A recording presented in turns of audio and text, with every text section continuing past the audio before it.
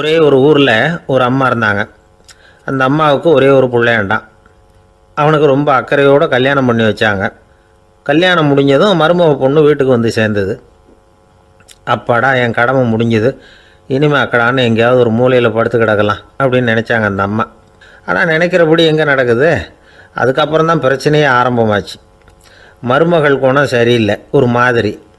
அந்த பொண்ணு வீட்டுக்கு வந்ததுமே முதல் வேலையாக மாமியாரை பார்த்து, அதுதான் நான் வந்துட்டேன்ல, இனிமேல் உங்களுக்கு என்ன வேலைங்க, புறப்பட வேண்டியது தானே, காசி ராமேஸ்வரம்னு எங்கேயாவது போங்க அப்படின்ட்டு தான். மாமியார் பார்த்தாங்க, கொஞ்சம் யோசனை பண்ணாங்க. இந்த பாருமா, நீ இப்படி சொல்கிறதுக்கு முன்னாடியே வீட்டை விட்டு புறப்படணுங்கிற முடிவுக்கு நான் வந்துட்டேன். வீட்டை மட்டும் இல்லை, இந்த உலகத்தை விட்டே கூட போகிறதுக்கு தயாராக இருக்கிறேன். ஆனால் ஒரே ஒரு விஷயத்துக்காக என் உயிரை கையில் பிடிச்சிக்கிட்டு இருக்கிறேன் அப்படின்னாங்களாம். என்ன விஷயம்னு கேட்டது இந்த மருமக பொண்ணு. வேறு ஒன்றும் இல்லை, என் பிள்ளைக்கு கல்யாணம் பண்ணி வச்சுட்டேன். ஒரு பேர புள்ள பிறந்து அதை என் கண்ணால் பார்த்துட்டேன்னா நான் எங்கே வேணும்னாலும் போகிறதுக்கு தயாராக இருக்கிறேன் அப்படின்னாங்களாம் அந்த மாமியார்.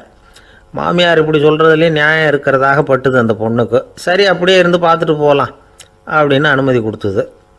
கொஞ்ச காலத்தில் ஒரு பேரன் பிறந்தான். அந்த அம்மாவும் பேரனை கண்ணால் பார்த்துட்டாங்க.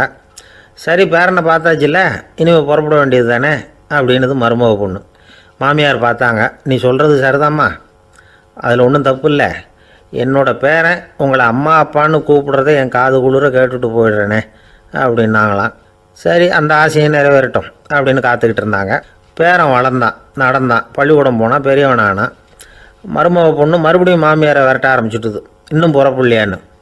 இதை பாருமா, இது வரைக்கும் இருந்துட்டேன். பேரனோட கல்யாணத்தையும் கண்ணால் பார்த்தா தான் இந்த கட்டை வேகும் போல் இருக்குது அப்படின்னு சொல்லி ஒரு மாதிரியாக பேச ஆரம்பித்தாங்க. இதுவும் நியாயமான ஆசையாக தான் படுது அப்படின்னு அது யோசிச்சிருக்கு அந்த பொண்ணு. சரின்னு அதுக்கும் ஒத்துக்கிட்டது. உடனே பேரனுடைய கல்யாணமும் முடிஞ்சது ஒரு வழியாக. இனிமேல் ஒரு நொடி கூட இங்கே இருக்கக்கூடாது, புறப்படுங்க அப்படின்னு மாமியாரை விரட்டிச்சான் அந்த பொண்ணு. இப்போ அந்த மாமியார் தன்னோட மருமகளை பார்த்து சொல்கிறாங்க, இதோ கிளம்பிட்டேம்மா, என் மூட்டை முடிச்செல்லாம் கட்டிக்கிட்டேன், புறப்பட்டுவிட்டேன். அப்படியே நீயும் உன் துணிமணிகளை மூட்டை கட்டிக்கிட்டு கிளம்பிடும், என்னோட சேர்ந்து 2 பேருமா சேர்ந்து போயிடலாம் அப்படின்னாங்களாம். அந்த பொண்ணு முழிக்குது. முழிக்காதே, உனக்கும் ஒரு மருமக வந்துட்டா, இனிமேல் நீயும் ஒரு மாமியார் தானே, உனக்கும் இனிமேல் இங்கே வேலை இல்லை, புறப்படு அப்படின்னாங்களாம். அப்போ தான் அந்த பொண்ணு சிந்திக்க ஆரம்பிச்சு தான், தன்னோட தவறு புரிஞ்சுதான். இந்த தகவலை கேட்டுக்கிட்டு இருக்கிற மருமகள்லாம் இதை பற்றி கொஞ்சம் யோசித்து பார்க்கணுங்கிறதுக்காகத்தான் இதை சொல்கிறோம் மாமியார்கள் சார்பாக. கொஞ்ச நாளைக்கு முன்னாடி ஒரு பொண்ணை பார்த்து பேசுகிற சந்தர்ப்பம் கிடைச்சிது ஒரு கல்யாண வீட்டில். அந்த பொண்ணு சொல்லிச்சு, சார், எனக்கு கல்யாணம் ஆகி 15 வருஷம் ஆகுது, நான் மாமியார்கிட்ட சண்டை போட்டதே இல்லை அப்படின்னு ரொம்ப அடக்கமாக சொல்லிச்சு. அது எப்படிம்மா சாத்தியமாச்சுன்னு கேட்டோம். எனக்கு கல்யாணம் ஆகி 15 வருஷம்தான் ஆச்சு, ஆனால் என் மாமியார் செத்து போய் 20 வருஷத்துக்கு மேலே ஆகிட்டுது அப்படின்னுது. ஒருத்தர் ரொம்பவும் மகிழ்ச்சியாக வந்துக்கிட்டு இருந்தார். என்ன விஷயம்னு விசாரித்தேன். நான் தோற்று போயிட்டேன், அதுதான் மனசுக்கு மகிழ்ச்சியாக இருக்குது அப்படின்னார். எனக்கு இது ரொம்ப ஆச்சரியமாக போச்சு. இந்த உலகத்தில் தோற்று போகிறவங்க யாரும் மகிழ்ச்சியாக இருக்கிறது இல்லை. அப்படி இருக்கிறப்ப இவர் இப்படி சொல்கிறாரே, எங்கே தோற்று போனீங்கன்னு கேட்டேன். அதுக்கப்புறம் தான் அவர் விவரமாக சொன்னார். என்னோட 5 வயசு குழந்தையோடு நான் விளையாடிக்கிட்டு இருந்தேன். அந்த விளையாட்டில் என் குழந்தை ஜெயிச்சுட்டுது, நான் தோற்று போயிட்டேன் அப்படின்னார் ரொம்ப உற்சாகமாக. நான் யோசித்து பார்த்தேன். அதாவது நாம் சின்ன குழந்தையாக இருக்கிறப்போ எந்த விளையாட்டில் கலந்துக்கிட்டாலும் அதில் நாம் தான் ஜெயிக்கணும்னு ஒரு வெறி நமக்குள்ளே இருக்கும். நம்மளை எதிர்த்து விளையாடுறவர் நல்லவரா கெட்டவரா, பெரியவரா சின்னவரா அப்படிங்கிறதெல்லாம் முக்கியம் கிடையாது. அவர் தோற்று போகணும், நாம் ஜெயிக்கணும், அதுதான் முக்கியம். எதிரியை சந்தோஷப்படுத்த விளையாடுகிற கலை அப்போ நமக்கு தெரியறதில்ல. வாழ்க்கையில் ஒரு பக்குவம் வந்ததுக்கு அப்புறம் வெற்றி பெறணுங்கிற மன அழுத்தம் போயிடுது. போட்டியில் ஜெயிக்கணுங்கிறத விட குழந்தையை சந்தோஷப்படுத்தணுங்கிறது முக்கியமாக போச்சு. ஜெயிக்கணுங்கிற வெறி ஓடி போட்டுது. ஒரு குழந்தையாக இருந்தப்போ நம்ம வளர்ச்சிக்கு உதவிய வெறி பெரியவனானதுக்கு பிறகு நமக்கு எதிரியாக மாறுது. அதை சரியான சமயத்தில் நாம் புரிஞ்சுக்கிட்டோம்னா போதும், நாம் பொழைச்சிக்கலாம். ஒவ்வொரு மனுஷனுமே வாழ்க்கையோட அடுத்த கட்ட வளர்ச்சியில் அடி எடுத்து வைக்கிற நேரத்தில் தன்கிட்ட இருந்து ஏதோ ஒரு குணத்தை அல்லது தன் குணம் இருந்த ஏதோ ஒரு உறவை நாம் இழக்கத்தான் வேண்டியிருக்குது. ஒரு கட்டம் வரைக்கும் உதவியாக இருந்த குணம் அடுத்த கட்டத்துக்கு தடையாக கூட மாறிடலாம். இந்த பரிமாண மாற்றத்துக்கு உள்ளாகிற ஒவ்வொருத்தரும் பிரத்யட்சமாக இதை உணர்றாங்க. ஆனால் பல பேர் எப்படின்னா பழசை திறந்துவிட்டு புதிய கொள்கைகளை உருவாக்கிக்கிறதுக்கு இஷ்டம் இல்லாமல் இருந்துடுறாங்க, அல்லது அப்படி செய்ய முடியாமல் தவிக்கிறாங்க. இதையெல்லாம் மீறி அந்த பழசை திறந்துட்டா அதை இழந்ததால் உண்டாகிற மன அழுத்தம் சில காலத்துக்கு வருத்திக்கிட்டு தான் இருக்கும், வேறு வழி இல்லை. ஆரோக்கியமான ஒரு முன்னேற்றத்துக்காக அந்த மன அழுத்தத்தை தாங்கிக்கத்தான் வேணும் அப்படிங்கிறாரு அந்த உலக புகழ்பெற்ற மேதை ஒருத்தர், இந்த ஸ்காட் பெக் அப்படிங்கிறவர். பிறந்த நாள் முதல் இதுதான் சரி அப்படின்னு கற்பிக்கப்பட்டு வந்த ஒவ்வொரு தத்துவத்தையும் தங்களுடைய வளர்ச்சிக்கு தகுந்த மாதிரி மாற்றி அர்த்தப்படுத்தி கொள்ள முடியாமல் வாழ்க்கை சூழலில் அப்படியே அரைப்பட்டு தூளாகிறவர்கள் தான் ரொம்ப தவிக்கிறாங்களாம். இதுதான் அவருடைய கருத்து. பெரும்பாலும் மனிதர்களுடைய நடுத்தர வயசில், அதாவது 30 தாண்டுகிற சமயத்தில் தான் இந்த தவிப்பு உண்டாகுதான். இதை தான் மேற்கத்திய நாடுகளில் அடிக்கடி மிட் லைஃப் கிரைசிஸ் அப்படின்னு சொல்கிறாங்க. அப்பப்போ பழசையெல்லாம் தொலைச்சி விட்டு புதுசாக பிறக்கிறதுக்கு கற்றுக்கணும். ஒவ்வொரு நிமிஷத்தையும் அந்த நிமிஷத்துக்கு ஏற்ற சித்தாந்தம் கொண்டவர்களாக சந்திப்போம் அப்படிங்கிறார் அந்த உளவியல் நிபுணர். இப்படி பழகிக்கிட்டால் வாழ்க்கை இன்பமயம், இல்லைன்னா தவிப்பு மயம்தான். பழசை தொலைக்க முடியாதவர்களில் எத்தனையோ பேர் உண்டு, எத்தனையோ ரகம் உண்டு. அதில் வேடிக்கையான நண்பர்களும் உண்டு. ஒருத்தர் நண்பர் வீட்டுக்கு போனார். அவர் ஏதோ இனிப்பு பலகாரம் கொடுத்து சாப்பிட சொல்லியிருக்கிறாங்க அவங்க வீட்டில். இவர் சாப்பிட்டு பார்த்துட்டு சொன்னாராம், சார் 6 மாதத்துக்கு முன்னாடி ஒரு தடவை இங்கே வந்தேன், அப்போது ஒரு இனிப்பு பலகாரம் கொடுத்தீங்க, அது இதை விட நல்லா இருந்தது சார் அப்படின்னாராம். அப்போ செஞ்ச அதே இனிப்பு பலகாரம் தான் சார் இதுவும் அப்படின்னாராம் அவர். ஒரு ஊரில் ஒரு பெரியவர் இருந்தார். ஒரு நாள் அவரை தேடி ஒருத்தர் வந்தார். ஐயா, நான் கடவுளை பரிபூர்ணமாக நம்புகிறேன் அப்படின்னார். சரி, அந்த நம்பிக்கை உனக்கு எப்படி வந்ததுன்னு கேட்டார் இவர். அவர் சொல்ல ஆரம்பித்தார், ஐயா, எனக்கு கல்யாணம் ஆகி 10 வருஷம் ஆச்சு, ஆனாலும் குழந்தை பாக்கியம் இல்லை. அதுக்கு என்ன காரணமாக இருக்கும்னு நான் யோசனை பண்ணிகிட்டு இருந்தப்போ நண்பர் ஒருத்தர் ஒரு ஆலோசனை சொன்னார். உனக்கு மதப்பற்று இல்லை, எந்த கடவுளையுமே நம்ப மாட்டேங்கிற, அதுதான் காரணம். கடவுளை நம்பு, உனக்கு குழந்தை பாக்கியம் கிடைக்கும் அப்படின்னார். அவர் அப்படி சொன்னாரே தவிர எனக்கு சந்தேகம்தான். இருந்தாலும் அவர் சொன்னபடியும் நடந்து தான் பார்ப்போமே அப்படின்னு முடிவு பண்ணேன். கடவுளை நம்ப ஆரம்பித்தேன். அந்த வருஷமே அழகான ஆண் குழந்தை பிறந்தது. எல்லாம் இறைவன் அருள் அப்படின்னார். இவர் இப்படி சொன்னதை கேட்டதும் அந்த பெரியவர் சொன்னார், நீ சொல்கிறதெல்லாம் சரிதான், இருந்தாலும் இந்த காலத்தில் எந்த ஒரு காரியமாக இருந்தாலும் அதை சோதனை செஞ்சு பார்த்துட்டு தான் ஒரு முடிவுக்கு சேர முடியும். அறிவுபூர்வமான முடிவு அதுவாக தான் இருக்கும். அறிவியல் சோதனைகள் அப்படித்தான். ஒரு குறிப்பிட்ட விஷயத்தை பற்றி எத்தனை தடவை சோதனை பண்ணாலும் ஒரே முடிவு தான் கிடைக்கணும், அதுதான் சரியாக இருக்கும். அதனால் இப்போ மறுபடியும் ஒரு சோதனைன்னார். என்ன செய்யணும் அப்படின்னு கேட்டார் இவர். கடவுள்கிட்ட ஒரு பெண் குழந்தை வேணும்னு கேளு. முதல்ல ஆண் குழந்தையை கொடுத்தது மாதிரியே இப்போ ஒரு பெண் குழந்தையையும் கொடுக்குறாரா பார்க்கலாம் அப்படின்னார். சரின்னு சொல்லி இவர் அதே மாதிரி முயற்சி பண்ணினார். அதுக்கப்புறம் அவர் இந்த பெரியவர்கிட்ட வரவே இல்லை. கொஞ்ச காலம் கழித்து இவரே அவரை தேடிக்கிட்டு போய் கதவை தட்டினார். அவர் கதவை திறந்தார். என்ன ஆச்சு, கடவுள் கண் திறந்தாரா அப்படின்னு கேட்டார். அவர், அந்த சமாச்சாரம்லாம் நமக்கு வேணாம் சார், முதல் தடவை அது ஏதோ தற்செயலாக ஏற்பட்ட ஒரு சாதகம். இப்போ நீங்கள் 2வது தடவை சொன்ன பிறகு தினமும் கடவுளை வேண்டிக்கிட்டு தான் இருக்கிறேன், ஒன்றும் நடக்கலை அப்படின்னார் ரொம்ப விரக்தியாக. ஒரே ஒரு தோல்வியில் உங்கள் நம்பிக்கையெல்லாம் பறந்து போயிடுது பார்த்தீங்களா அப்படின்னார் அந்த பெரியவர். எல்லாம் நல்ல விதமாக நடக்கிற வரைக்கும் நம்பிக்கை, எதிர்பார்த்தது தோல்வியில் முடிஞ்சுட்டுதுன்னா அவநம்பிக்கை. மற்றவர்கள் பேரில் வைக்கிற நம்பிக்கை எந்த நேரத்திலையும் விவகாரமாகி விடக்கூடிய சாத்தியம் உண்டு. நாம் நம்பிக்கை வைக்க வேண்டியது நம்மகிட்ட தான், நமக்குள்ளே இருக்கிறார் கடவுள். எனவே நம்ம பேரில் நாம் வைக்கிற நம்பிக்கை தான் உண்மையான கடவுள் பக்தி. நிபந்தனையற்ற நம்பிக்கையாக அது இருக்கணும். எல்லாம் நல்லபடியாக நடந்துக்கிட்டு இருந்தால் எந்த முட்டாளுக்கும் நம்பிக்கை வரத்தான் செய்யும் அப்படிங்கிறது ஒரு பெரியவர் கருத்து. தியானத்தின் மூலமாக தான் உனக்குள்ள ஆழமாக தோண்டுனா உன்னுடைய அடி ஆழத்தில் நம்பிக்கை அப்படி ஊற்றெடுக்கும், அதை பார்க்க முடியும் அப்படிங்கிறது பெரியவர்கள் சிந்தனை. ஒரு குழந்தை அப்பாவை பார்த்து என்னப்பா பண்ணுறேன்னு கேட்டுதான். பிரார்த்தனை பண்ணிகிட்டு இருக்கிறேன்னாரான் அப்பா. பிரார்த்தனை பண்ணுனா என்ன கிடைக்கும் அப்படின்னு கேட்டுதான் குழந்தை. எல்லாம் கிடைக்கும் அப்படின்னாரான் அப்பா. நீ வச்சிருக்கிறிய பேனா அது கூட கிடைக்குமான்னு கேட்டுதான் குழந்தை. கிடைக்குமேன்னு இருக்கார். அப்படின்னா அந்த பேனாவை என்கிட்ட கொடுத்துரு, நீ பிரார்த்தனை பண்ணி வேற பேனா வாங்கிக்கோ அப்படின்னு தான் அந்த குழந்தை.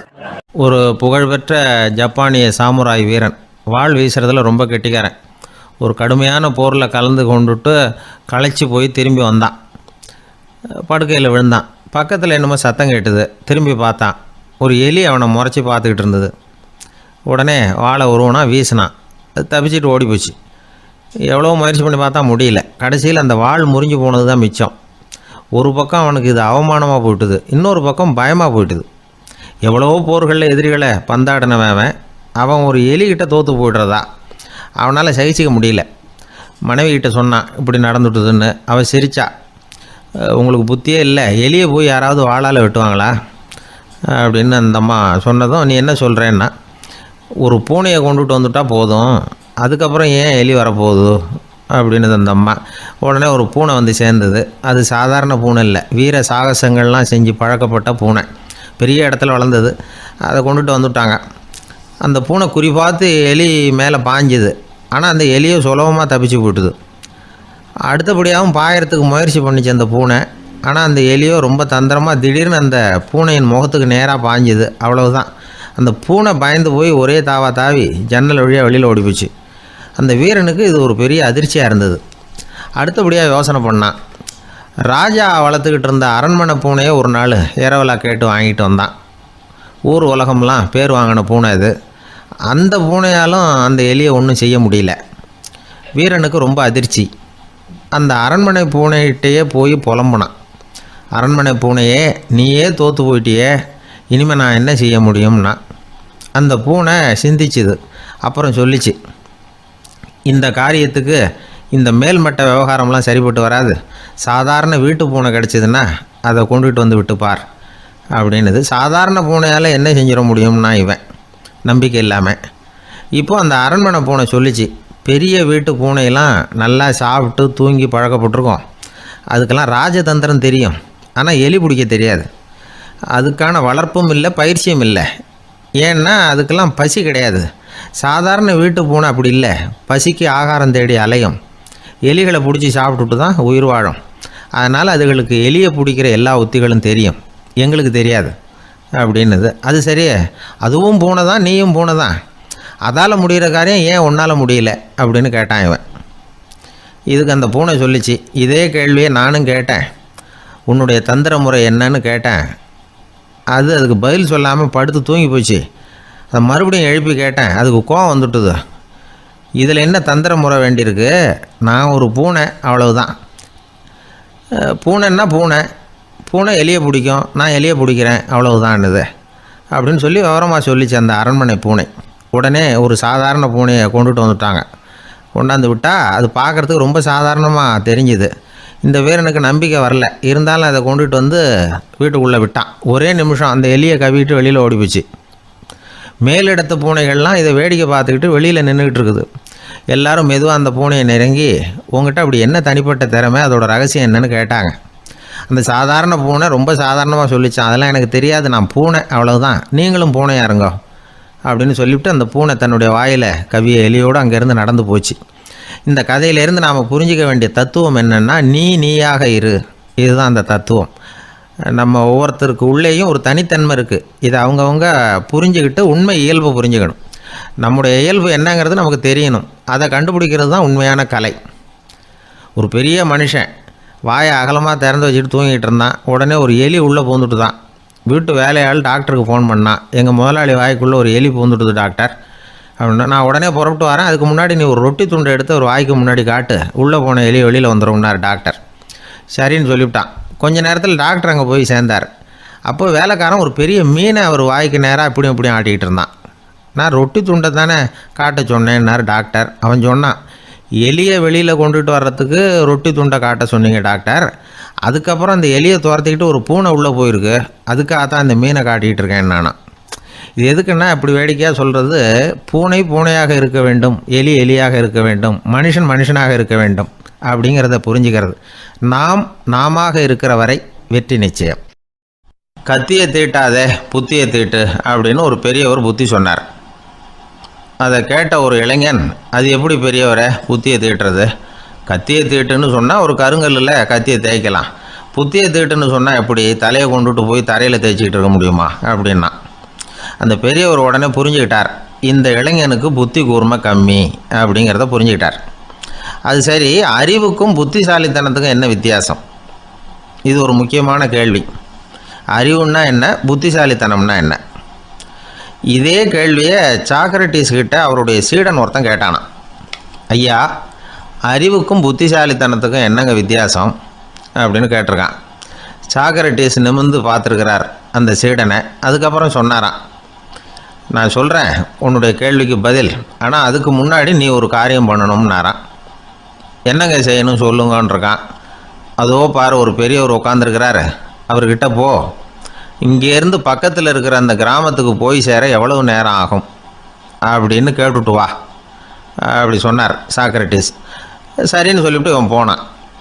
அந்த பெரியவர் முன்னாடி போய் நின்னான். ஏங்க பெரியவரை, இங்கேருந்து அதோ தெரியுத அந்த கிராமத்துக்கு போய் சேர்றதுக்கு எவ்வளவு நேரம் ஆகும் அப்படின்னு கேட்டான். பெரியவர் நிமிர்ந்து பார்த்தார், ஆனால் பதில் எதுவும் சொல்லலை. இவன் மறுபடியும் ஒரு தடவை அதே கேள்வியை அவர்கிட்ட கேட்டான்.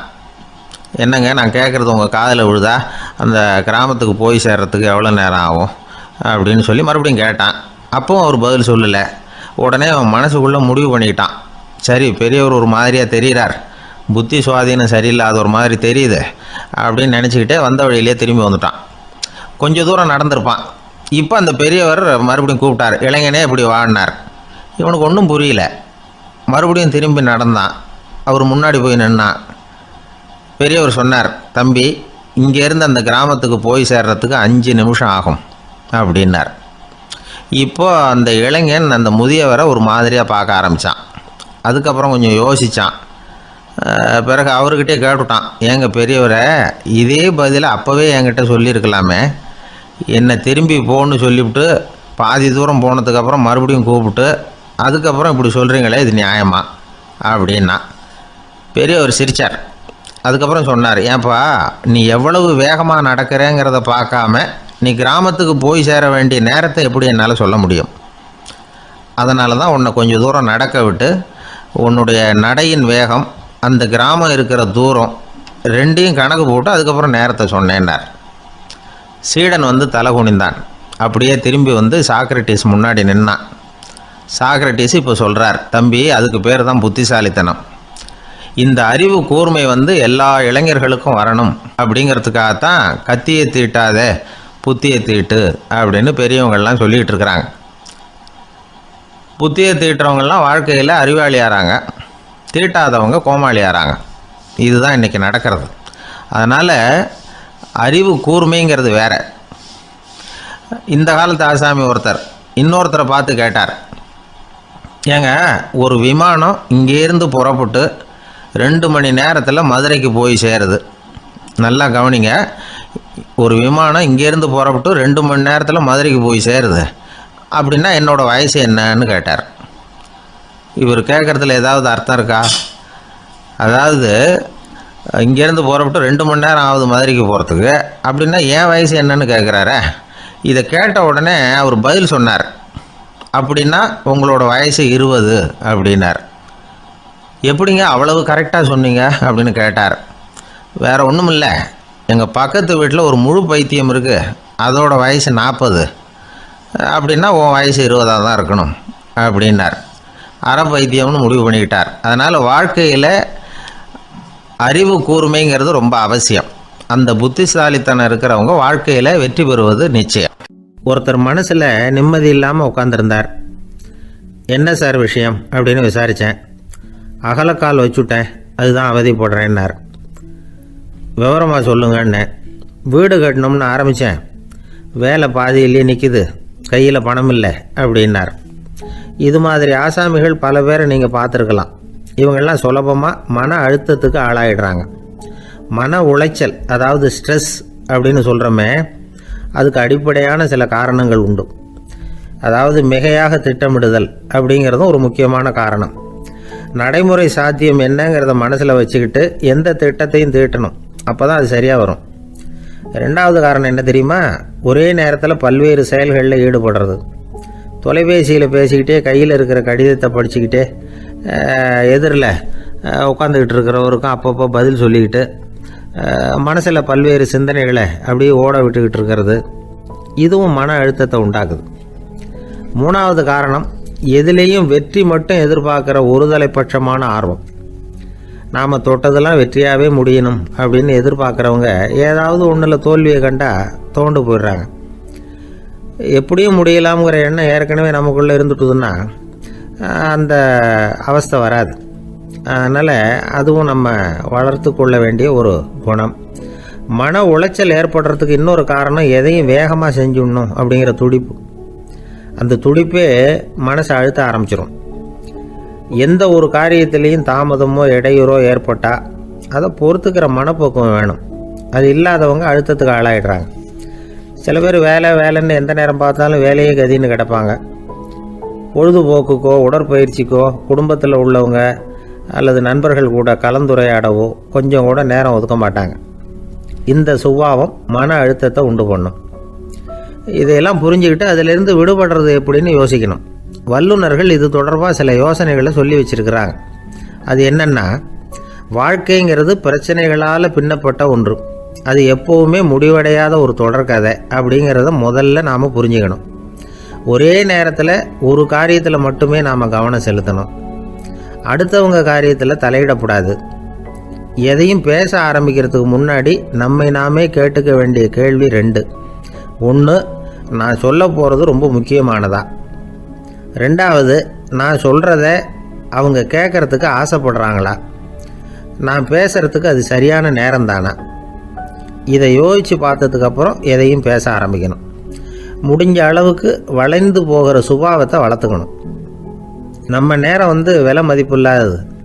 அதை வீணாக்கக்கூடாது. சிரிக்க தெரியலனாலும் பரவாயில்ல, முகத்தில் கொஞ்சம் புன்முறுவலாவது காட்டணும். இதெல்லாம் ரொம்ப முக்கியம். அடுத்தவங்க ஏதாவது செஞ்சால் உடனே நன்றி சொல்ல மறக்கக்கூடாது. தினமும் கொஞ்சம் நேரத்தை தனிமையில் செலவு பண்ணணும். மன உளைச்சலிருந்து விடுபடுறதுக்கு 3 முக்கிய வழிகள் சொல்கிறாங்க. அதை சுருக்கமாக ரெட் அப்படின்னு சொல்கிறாங்க. RED ஆங்கில எழுத்தில். அந்த முதல் எழுத்து R, அது என்னென்னா ரிலாக்ஸேஷன், அதாவது இடை ஓய்வு. 2வது E எக்ஸர்சைஸ், உடற்பயிற்சி.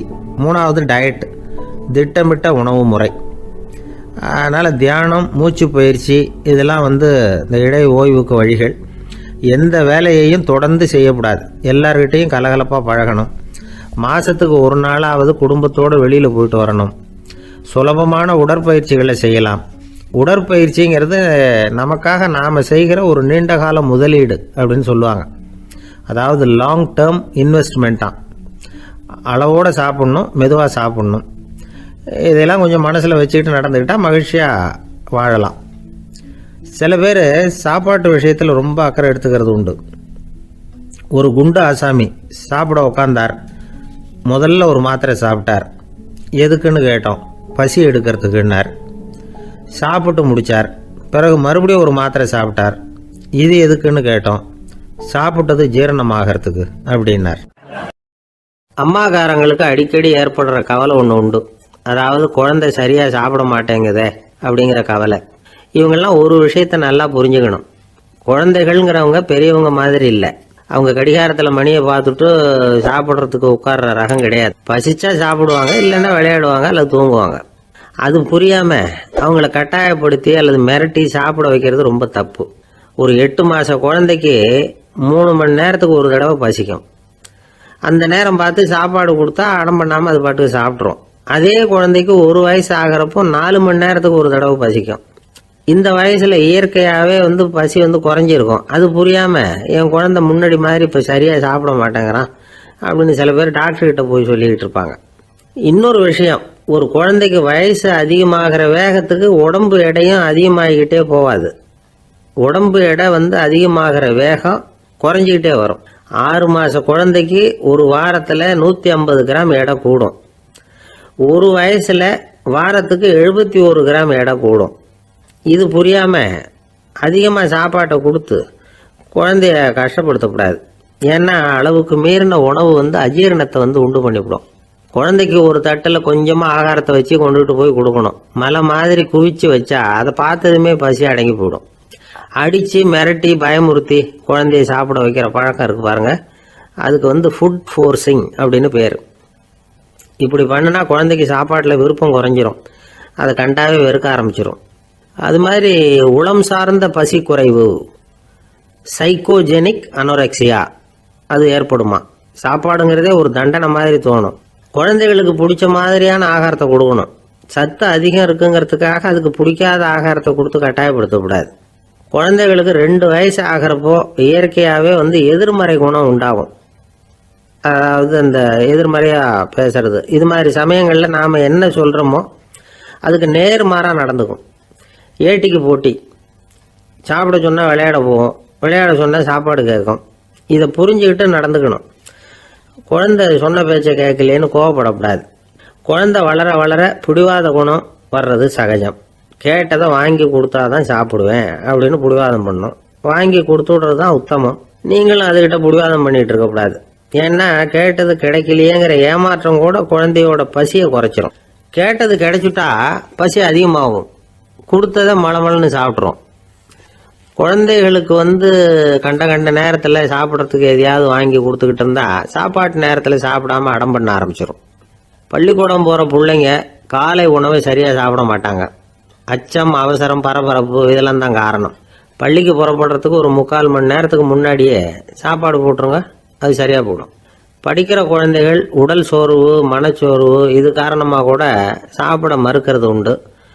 இப்போ உதாரணமாக சாயந்தரம் விளையாடி விட்டு வீட்டுக்கு வந்ததும் சாப்பிட சொன்னால் வேணாம்பாங்க. இது உடல் சோர்வு.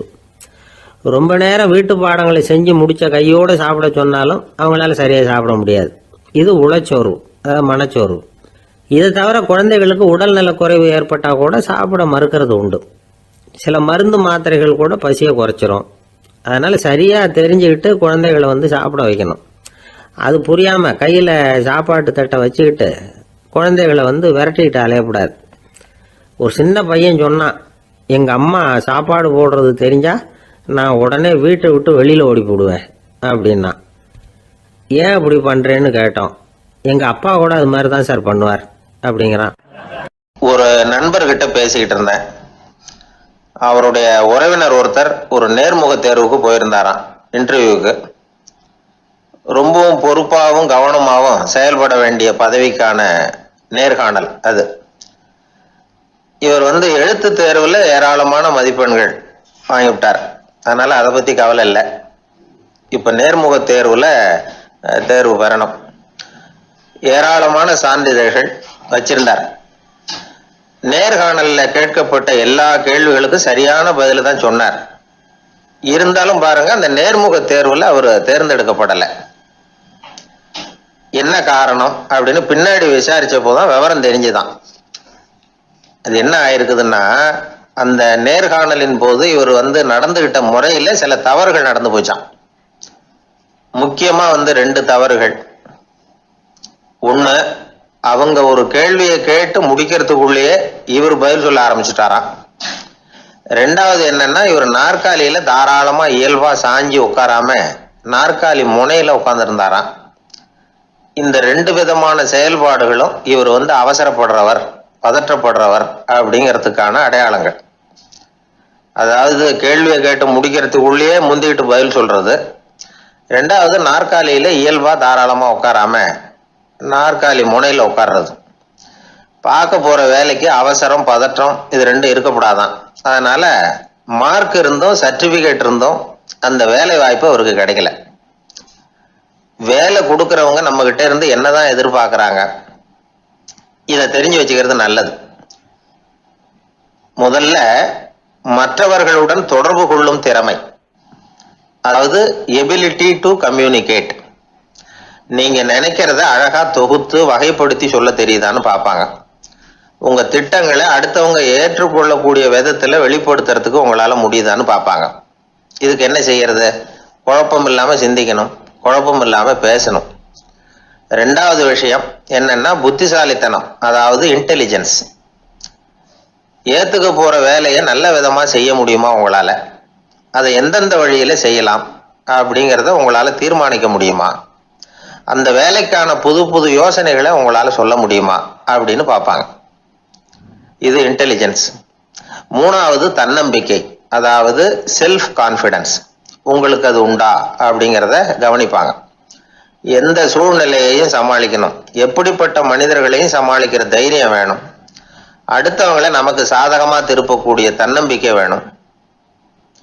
4வது பொறுப்புகளை முன்வந்து ஏற்றுக்கொள்ளுதல், வில்லிங்னஸ் டு அக்செப்ட் ரெஸ்பான்சிபிலிட்டி.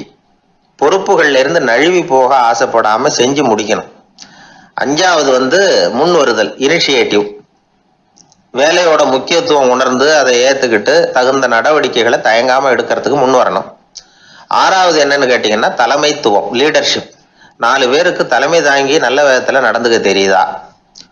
7வது கற்பனை திறன், இமேஜினேஷன். சில பிரச்சனைகள் வரக்கூடும் அப்படின்னு முன்கூட்டியே யூகிச்சு அதுக்கு தகுந்த மாதிரி நடவடிக்கை எடுக்கிற திறமை உண்டா அப்படிங்கிறத பார்ப்பாங்க.